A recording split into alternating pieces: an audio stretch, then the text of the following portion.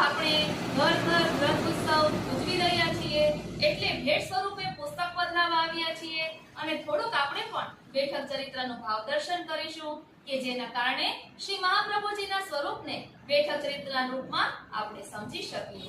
બોલો શ્રી વલ્લભાધીશ કી જય। શ્યામ સુંદર શ્રી યમને મહારાણી કી જય।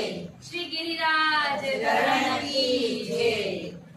વાલા વૈષ્ણવો, અહીં સત્સંગમાં 33મી બેઠક શ્રી છઠ્ઠીના બેઠકજીનું ચરિત્ર પહોંચ્યા છે। વાહ યારે વાહ।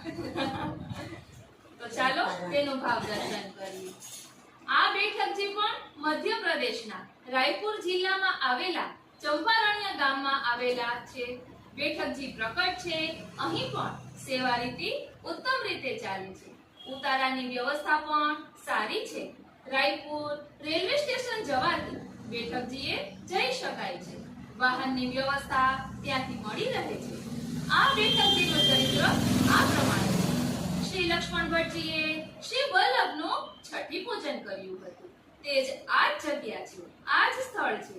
આ વખતે કાશીમાં ગંગા કિનારે માધવાનંદ બ્રહ્મચારી નામના બ્રહ્મચારી તપશ્ચર્યા કરતા હતા। ગંગાજીએ પ્રસન્ન થઈ વરદાન માંગવા કહ્યું, ત્યારે માધવાનંદજીએ કહ્યું, મને વ્રજલીલાના દર્શન કરાવો। ગંગાજીએ કહ્યું, તું ચંપારણ્ય જા, ત્યાં સાક્ષાત પૂર્ણ પુરુષોત્તમનું પ્રાગટ્ય થયું છે।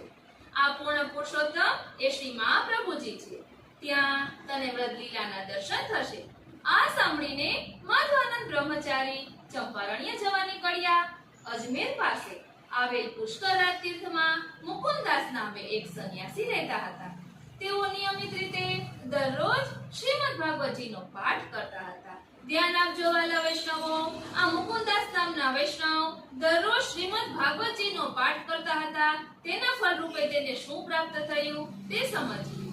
કહે છે કે તેમના ઉપર પ્રભુ પ્રસન્ન થયા અને દર્શન આપ્યા। એટલે આપણે સમજી શકીએ કે શ્રીમદ ભાગવતજીનો પાઠ શ્રદ્ધા અને ભક્તિભાવ પૂર્વક કરવાથી ઠાકોરજીના દર્શન થાય છે। અને વરદાન માંગતા કહ્યું, મુકુંદાસે કહ્યું, મહારાજ મને વ્રતલીલાના દર્શન કરાવો। આ રીતે બંને ભક્તો છઠ્ઠી પૂજનના દિવસે ચંપારણ્ય આવ્યા। તેઓએ શ્રી વલ્લભના દર્શન કર્યા। મનોમન બંનેએ શ્રી વલ્લભને વ્રતલીલાના દર્શન કરાવવાની વિનંતી કરી।